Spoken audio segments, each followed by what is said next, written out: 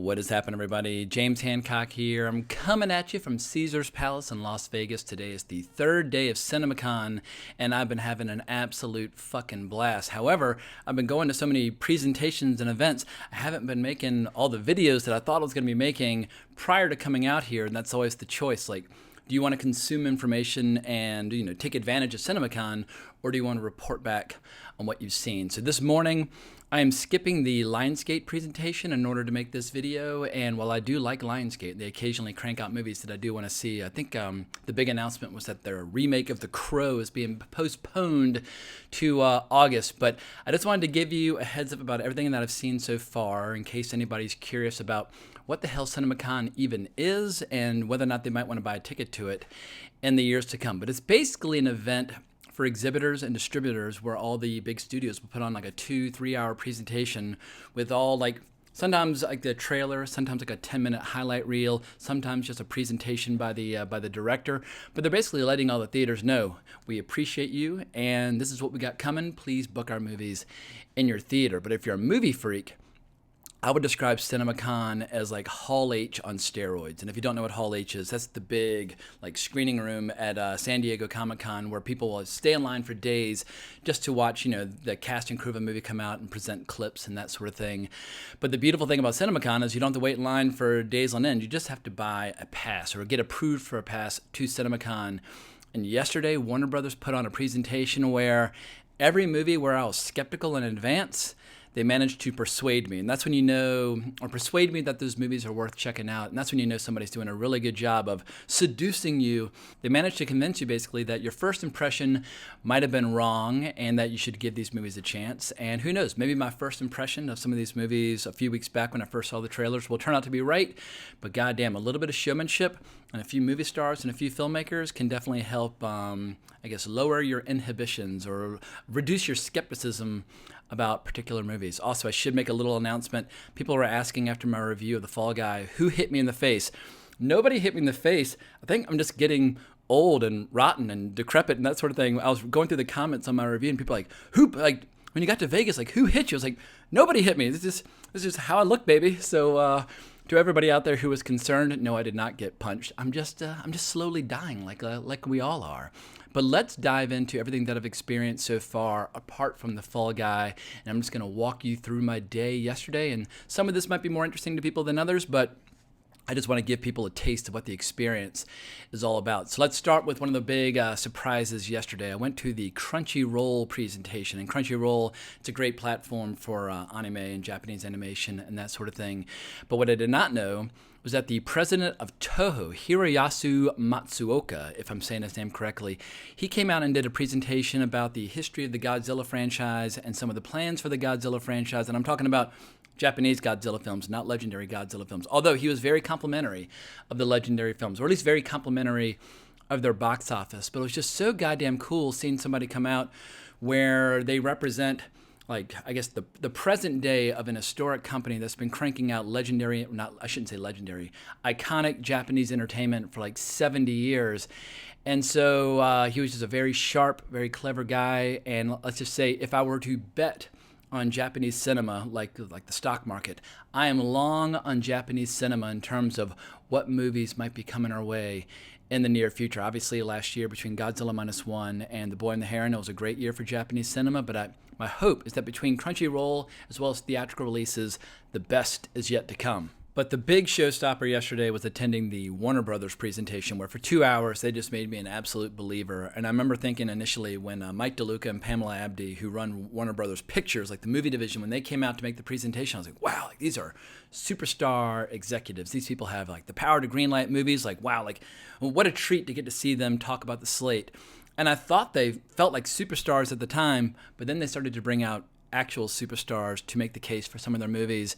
And I must confess that prior to yesterday's presentation, I was very skeptical of Furiosa. Just something about the trailers just seemed very cartoony, almost like somebody had found some AI program to go through and give it this strange finish or strange look. I was like, what's going on here?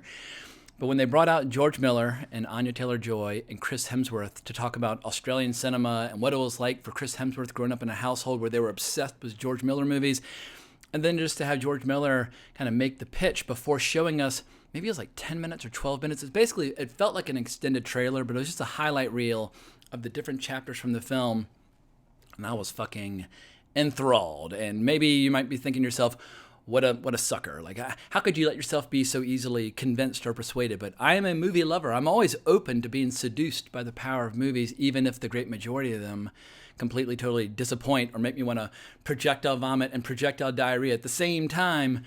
But as I was watching some of the highlights from Furiosa, I was like, all right, when this movie comes out, there's no place on earth that I'd rather be than in the biggest IMAX theater that I can find to enjoy the ride. And the trailers, I guess they capture some of the beats, but what the trailers don't capture is just how horrific and how violent and how aggressive and just how over the top it is. And I didn't know the movie was going to be as dark, at least as dark as that highlight reel were to suggest. And I would love it if I could share it, but it's not available online. All we have is the trailer. So if you've prejudged the movie based on the trailer like I did, I'll just say wait and see, because I think the movie's going to have some real surprises for you. But as far as star power goes, that was only the beginning, because they brought out Kevin Costner to talk about his 2 films, Horizon Part 1 and 2, that are coming out this summer. And I know a lot of people are kind of laughing at this vanity project where Kevin Costner is returning to the Western genre to basically try to recapture the magic of Dances with Wolves when he won basically every Oscar known to man. But Kevin Costner obviously has been doing very well with the Yellowstone show as of late, but it seems like what he really wanted to do was his opus. He wanted to make a 2-part movie. I think he's got enough screenplays for 5 of these if people want to keep making them, but he just basically wanted to do like the biggest epic he could think of about what it was like right after the American Civil War, when there was just this huge rush of people from basically all around the world to the American West, where if you were mean enough, if you were tough enough, and if you were resourceful enough, and if you could withstand the constant, battles with like the Comanche and people like that, then maybe you could carve out a living in the great American West. And it seems like he's going for kind of a multifaceted approach, where it's not like that Westward Ho, Manifest Destiny attitude. He wanted to show just how messy and bloody and how complex it was. But it's a complicated story, but I've been kind of ridiculing it, and I've been very skeptical of the 2 Horizon films, but I do love Westerns. Even if the Westerns that I like tend to, most of them came out between like 1939 and like 1974. Like those are all my favorite Westerns. The Westerns by John Ford and Anthony Mann and Bud Bedecker and Sam Peckinpah or Sergio Leone, like all the legends. But I'm always open to watch a Western that might potentially deliver. And just based on the cast alone, like, Horizon, I don't think Horizon's going to be some giant runaway success. But for Western fans, at a minimum, I think it's going to be an exciting 2-parter to debate, to discuss, to dissect, even if it's a totally uneven, unsatisfactory experience. If you are a Western fan, it's like, all right, well, we can acknowledge that the movies aren't as good as The Wild Bunch, but now let's talk about it. But another thing that won me over was just how genuine and sincere Kevin Costner seemed to be. Admittedly, he's an actor, but how genuinely sincere he seemed to be when thanking the audience and thanking exhibitors for basically supporting his career for all these decades. I mean, I've been watching my movies my whole life. Like Bull Durham was shot in North Carolina. I was living in Greensboro, North Carolina at the time. That movie basically took over the state. We were all religious on the subject. I didn't even really like baseball that much, but I loved Bull Durham. Obviously, Field of Dreams. I mean, these were big time movies. And as a giant like adventure nut, I was a huge fan of Robin Hood, even if his accent was, it sounded about as English as my accent does. But I grew up on Kevin Costner movies, so even if around the late 90s with movies like The Postman, I was like, ugh, you're kind of losing your way. But I will return for the 2 big Kevin Costner Westerns, and I will have the best of hopes and expectations going into them. But the one big movie they discussed where they didn't show anything was the new Superman movie by James Gunn. And James Gunn was not in attendance because he is shooting, but he sent a video in where he's just on the set talking about the production, talking about his goals for the new DC universe. And I don't know if the superhero genre will ever reclaim the heights that it enjoyed from like basically 2008 to 2019, where for roughly 10 years it was just this indomitable genre and source of storytelling that we all just thoroughly enjoyed. Like, I think the salad days are over, as they say, but maybe every once in a while we'll get a good one. And it seems like James Gunn, he's doing everything in his power to deliver the best movie that he possibly can. But what I did not anticipate was the announcement that Warner Brothers is going to be releasing a documentary about Christopher Reeve, not only the production of Superman, but obviously his entire life and his work trying to help people with spinal injuries toward the end of his life. And the documentary, I believe, is coming out in September. It's going to get a theatrical release. Did really well at Sundance.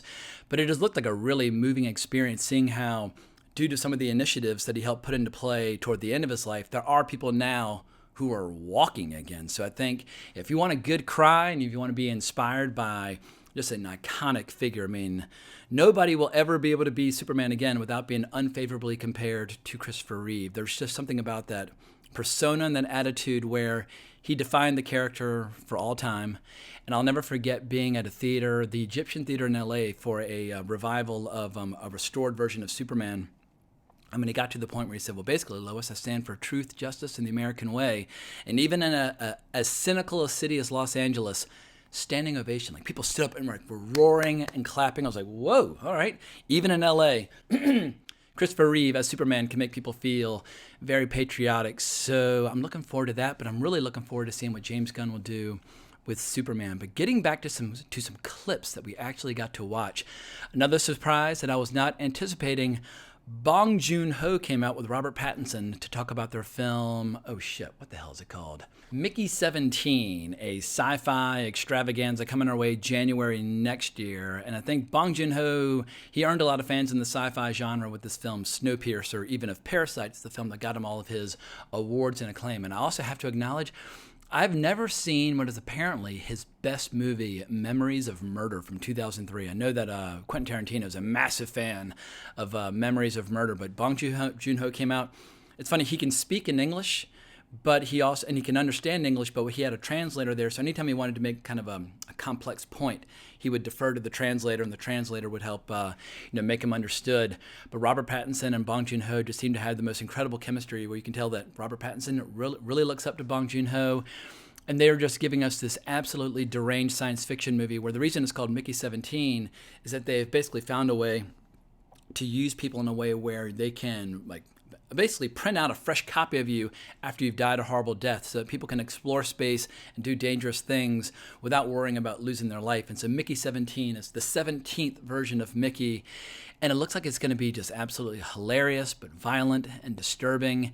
And I think for 2025, put that movie at the top of your list of movies that might be really exciting to see. And I think it's further evidence that of all the good-looking actors out there, when it comes to taste in directors, there's a case to be made that Robert Pattinson might have the best eye for material and best eye for directors of them all, because, someone like Ryan Gosling is a really good-looking guy, but you don't see him working with Korean filmmakers and that sort of thing. And every time Robert Pattinson does a little experiment like this, my opinion of him continues to climb. But if you like kind of disturbing art house cinema, put Mickey 17 on your calendar.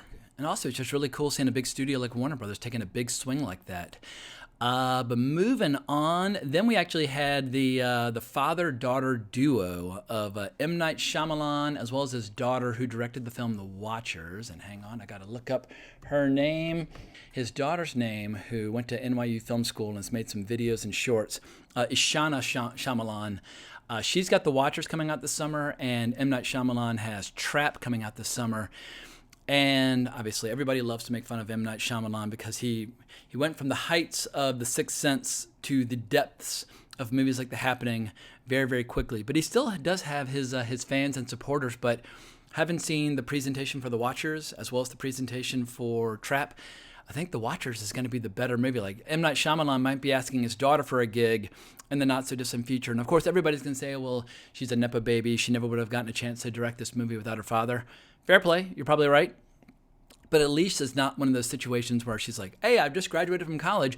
Can I direct a movie? Like, she's at least done her time in the trenches, making shorts, making music videos, and that sort of thing, just to get some practice before getting her opportunity. I'm not saying that she didn't get to cut the line, but the proof is in the pudding. Maybe the movie will be good. Maybe it won't. But I will give it a shot, and I'll give it a chance. Trap.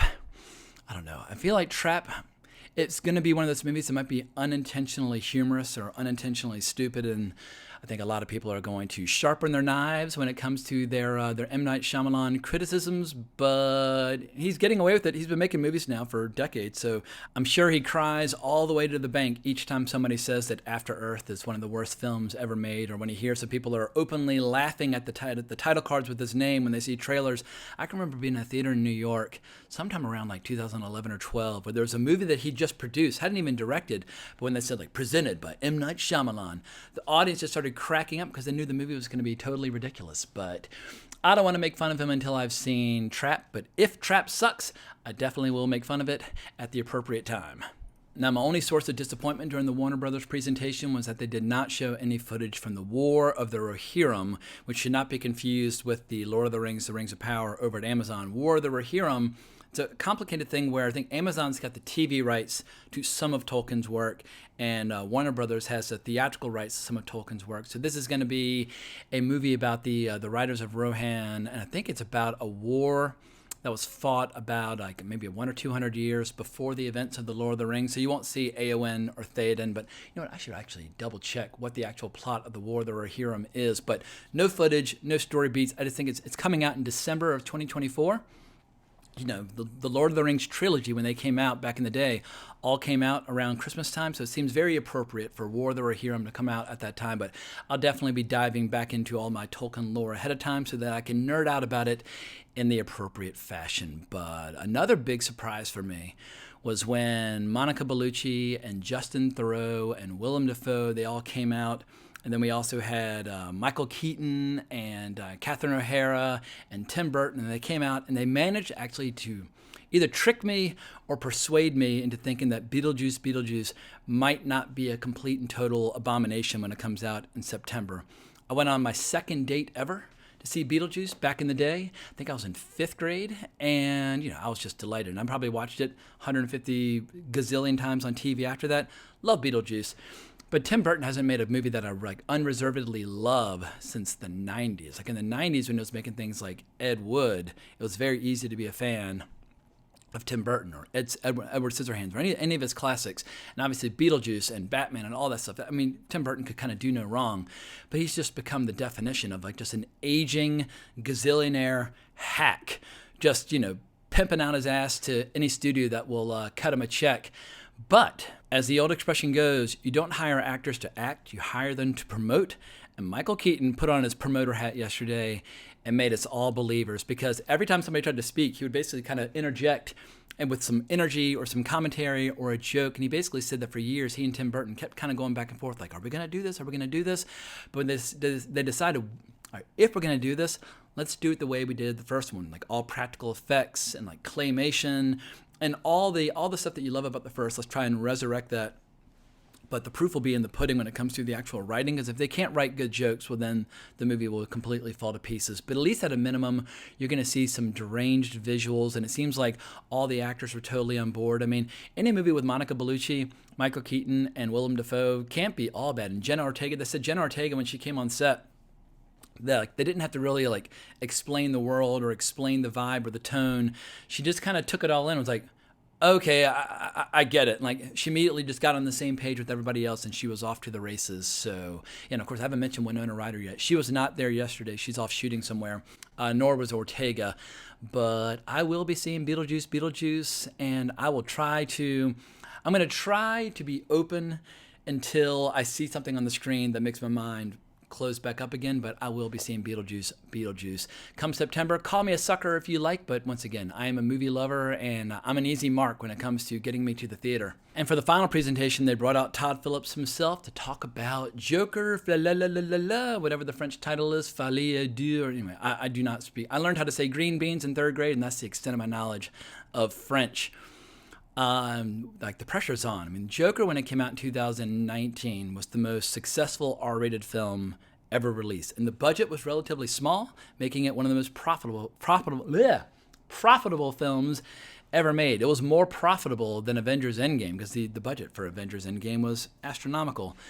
But Joker, I don't know if lightning can strike twice in the same place, because the culture's totally changed in the last 5 years. I say more or less like a third to half of the superhero audience has turned against the superhero genre. But the Joker films, I feel like because they're not part of like a shared universe, maybe they won't suffer from the taint, or maybe it'll almost feel like a palate cleanser where you can wash the taste out of your mouth of all the crappy DCEU and MCU movies you've watched over the last couple of years. Like, all right, thank you. Like, this is what it's all about. But it's a musical, and I think a musical is always going to be a tough sell. Like when you see trailers for movies where they're hiding the fact that they're a musical, like Willy Wonka and Mean Girls recently, like if you saw the trailers, you might not even know you were going to see a musical in advance. I don't know if the audience is going to necessarily accept it as a musical unless the music's just so goddamn good. If Lady Gaga comes out and just blows the roof off with that iconic voice of hers, well, then maybe it'll be a movie unlike anything we've ever seen before. But for me, Todd Phillips, he's been entertaining me for a long time. His fraternity documentary, which kind of got him started, obviously Road Trip, was it Old School, and obviously the first Hangover movie. He's a funny motherfucker, so I will obviously be seeing The Joker on October 4th, like everybody else. Now, you would think that after a day of so much visual stimulation that I would have been happy just to go back to my hotel room, make a video, and shut down for the evening. But I had one final stop. I headed out to the Millennium Fandom Bar, where the folks from Film Threat, Chris Gore and Alan Ng, were hosting a little gathering. And there were a bunch of YouTubers there, but also just a bunch of fans. And the Millennium Fandom Bar, it is the nerdiest bar that I've ever been to. I walked in there, and it's like there's like World of Warcraft props on the wall, and there's like comic books, like an old barbershop, kind of like scattered all around, and there's Legos of was it Legos or just action figures? And action figures of like Star Trek and all this crap. I mean, everywhere I looked, I was like, oh, this is my entire life all represented in one bar. But shout out to Jennifer, who recognized me from the channel there, and she came up. We had this fantastic conversation about Lord of the Rings for like 30 minutes, talking about the books and the different versions of the original films and that sort of thing. So I was with my people, and it's funny, when I go to parties, usually I spend most of the evening kind of backing out of conversations, like, ooh, that person's boring. Ooh, that person's fucking weirdo. Like, I'm awkward socially. But if you put me in a room with a bunch of nerds who want to talk about animation or science fiction or fantasy and that sort of thing, well, then I'm happy to shoot the shit all goddamn night. So I limited myself to just 2 beers, so I wouldn't be all hungover today, but it was fun wrapping up my evening with all those folks. So shout out to Alan Ng and Chris Gore again for hosting the event. And yeah, if you haven't heard of their channel, go check out Film Threat. They're on YouTube. I think they're up to like 120 or 130,000 subscribers now. They're doing very well. But I think that wraps up everything that I've done so far. Later today, I'm going to a panel discussion that's moderated by Matthew Bellany, the host of the podcast The Town, which is one of my favorite podcasts, with an insider's perspective about how the movie business is run in Hollywood. So that should be interesting. And I'm going to the Universal presentation from 4 to 6. And Universal, they are coming on strong. I feel like Warner Brothers and Universal, like, I can't stand Disney these days, but Warner Brothers and Universal, they still crank out movies that I want to see. So I'll be very excited to see that. And tomorrow I've got Paramount. I might attend the Disney presentation, I might not, but I've got tickets to see Civil War in the afternoon, so I might leave the Las Vegas Strip to go see a movie and just do a good old-fashioned review, because I didn't get to see it on Monday because I was flying. I had tickets to see it in IMAX in New York, but I was like, fuck, you cannot be in 2 places at the same time, so I had to miss it on Monday, unfortunately. But everybody seems very excited to discuss Civil War, so I'm excited to see it for myself. But hope you enjoyed this little update from CinemaCon. And if you're debating ever coming, obviously it's expensive. You got hotels, you got flights, you got the badge. Like it's an expensive treat to give to yourself. But I like CinemaCon more than Comic-Con because it focuses with a laser-like focus just on cinema, just on movies. And Comic-Con, it's action figures, it's toys, it's board games, it's computer games, it's it's TV, it's anything and everything pop culture related. And all you do is constantly kind of like fight crowds and fight lines while eating shitty food. And yeah, I've fallen out of love with the Comic-Con experience because I'm just too goddamn old to put up a lot of bullshit. But staying in a nice hotel and just strolling on down to the Coliseum for nice presentations, that is much more my speed. So I'll definitely be coming back to CinemaCon, Freudian slip, this time next year. But hope you enjoyed this video. If so, please consider subscribing to the channel, hitting that notification bell, liking the video, yada, yada, yada. But thanks so much for watching, but more importantly, as always, onwards and upwards.